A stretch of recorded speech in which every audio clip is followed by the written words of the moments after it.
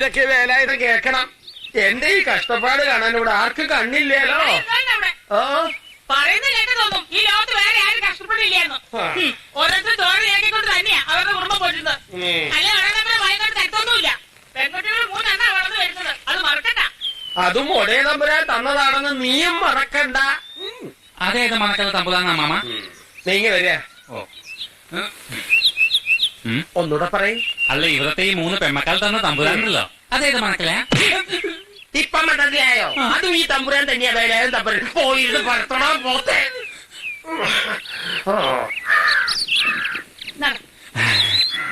അമ്മേ ഞങ്ങൾ പോവാ. കോട്ടയമ്മേ എന്റെ കൂട്ടുകാരിൽ വന്നിരിക്കുന്നു. വരുന്നമ്മേ. എടേ, ട്യൂഷൻ ക്ലാസ്സിലേക്കാണെന്നും പറഞ്ഞ കണ്ട ഊടുവഴിയിലും പറഞ്ഞാവിന്റെ ചോട്ടിൽ നിന്ന് തിരിഞ്ഞളിച്ചു പറഞ്ഞാ നിന്റെ മുട്ടും കാലി ഞാൻ തല്ലി ഓടിക്കും. അതൊക്കെ ഓരോരുത്തർ വെറുതെ പറഞ്ഞതാണമ്മേ. നാട്ടുകാർക്ക് തടി പ്രാന്തോ? അവൾ 4 ലക്ഷം പഠിക്കുന്ന ആർക്കും കണ്ടുകൂടാ. അത് തന്നെ കാര്യം. എന്റെ പോലെ വെക്ക്. എന്താടി ഇത്ര മധുരം? നിന്റെ തന്ത കൊണ്ട് തരുത്തുണ്ടോ പഞ്ചാര? അയ്യോ, അപ്പൊ നിങ്ങളൊന്നും അറിഞ്ഞില്ലേ?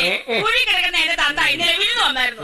അപ്പൊ കൊണ്ടുത്ത നരക്കിലെ പഞ്ചാര തീരുമാനം പറയാൻ വേണ്ടി നിങ്ങളെ അയക്കാനും പറഞ്ഞു.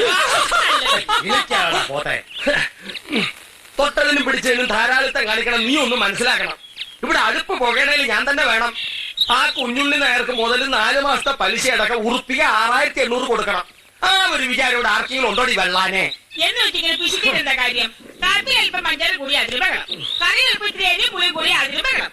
വെറുതെ നാട്ടുകാരൻ അരക്ക പേരെന്ന് വിളിക്കുന്നത്. നാട്ടുകാരല്ലടി, ഇവിടുത്തെ പ്രമാണി നിന്റെ പുന്നാര മോൻ. അവനെ എന്നെ എങ്ങനെ വിളിക്കുന്നു? അതങ്ങനെ തള്ളമോന് വളം വെച്ചു കൊടുക്കയില്ലേ? വിത്ത് ആരാന്റെ ആയാലും വളർത്തി വലുതാക്കിയാൽ ഗുണം കിട്ടുമെന്ന് വിചാരിച്ചു. എവിടെ കാക്കക്കൂട്ടിലെ കുയിലായിപ്പോയി.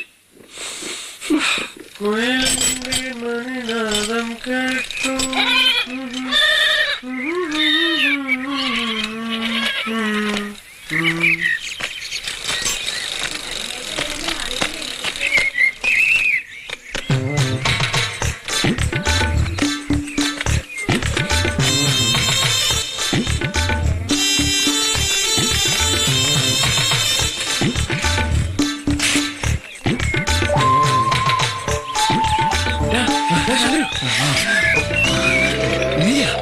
നീ ആളെ പേടിപ്പിച്ചറിഞ്ഞില്ല. പേടിപ്പിച്ചൊന്നുമല്ല, നാട്ടുകാരുടെ തല്ലുകൊണ്ടിരിക്കുകയും ചെയ്ത. വാങ്ങട് ഈശ്വര, കുളി തുടങ്ങണേ ഉള്ളൂ. നീ തല്ലുകൊണ്ട് ചാവും. അതിന് ഞാനെന്ത് ചെയ്തെന്നാ? ഒന്ന് മൂത്രമൊഴിക്കായിരുന്നല്ലേ? ആ പെണ്ണുങ്ങളുടെ ഭർത്താക്കന്മാര് കണ്ടാലേ ഇനി മേലെ നിനക്ക് മൂത്രമൊഴിക്കേണ്ടി വരില്ല.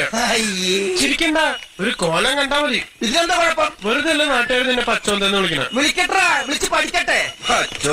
ഇതൊക്കെ ഇട്ട് പൊന്തലിരുന്ന് ആരും കാണണമെന്ന് നിന്റെ വിചാരം? അങ്ങനെ പെട്ടെന്ന് അങ്ങനെ കണ്ണിപ്പെടില്ല. അതുകൊണ്ടല്ലേ പച്ചയ്ക്ക് ഇറങ്ങിയത്.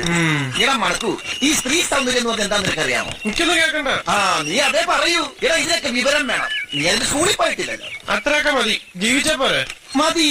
ഈ ലോകത്ത് വേറെ ഒന്നും നീ അറിയണ്ട. അറിഞ്ഞാൽ വിവരമുള്ളവരായി പോകൂലേ? വിവരം കൂടിയിട്ടാണ് ഇതുപോലൊക്കെ ചെയ്യണത്. അയ്യോ, ഇന്നാളെ അമ്പലക്കുളത്ത് വെച്ച് അടി കിട്ടിയത് ഇത്ര പെട്ടെന്ന് പറഞ്ഞു നീ. അതിപ്പോ അടിയാണോ? അതൊരൊന്നും തള്ളൂല്ലേ? അങ്ങോട്ട് പോയി കടുവാ. രസമല്ലടാ. എടാ, സത്യം പറയട്ടെ, ഇതുപോലെ മനസ്സിന് കുളിർമ കിട്ടുന്ന ഒരു കാഴ്ച ഈ ലോകത്ത് വേറെ എന്തുണ്ട്? അടി കണ്ണിന് കിട്ടിയാ ഈ കാഴ്ചയിൽ പോവും. അങ്ങനെയൊക്കെ നോക്കി ജീവിക്കാൻ പറ്റുമോ? ഒരു പുക എടുക്കണ വേണ്ട. എടാ, ആണുങ്ങളായി ഇതൊക്കെ വലിയ ശീലിക്കണം. രാവിലെ 3 നേരം കൂടി എങ്ങോട്ടാ? വെച്ചോണ്ടേ പെൺകുട്ടികൾക്ക് തീരെ ബഹുമാനമില്ലാതെ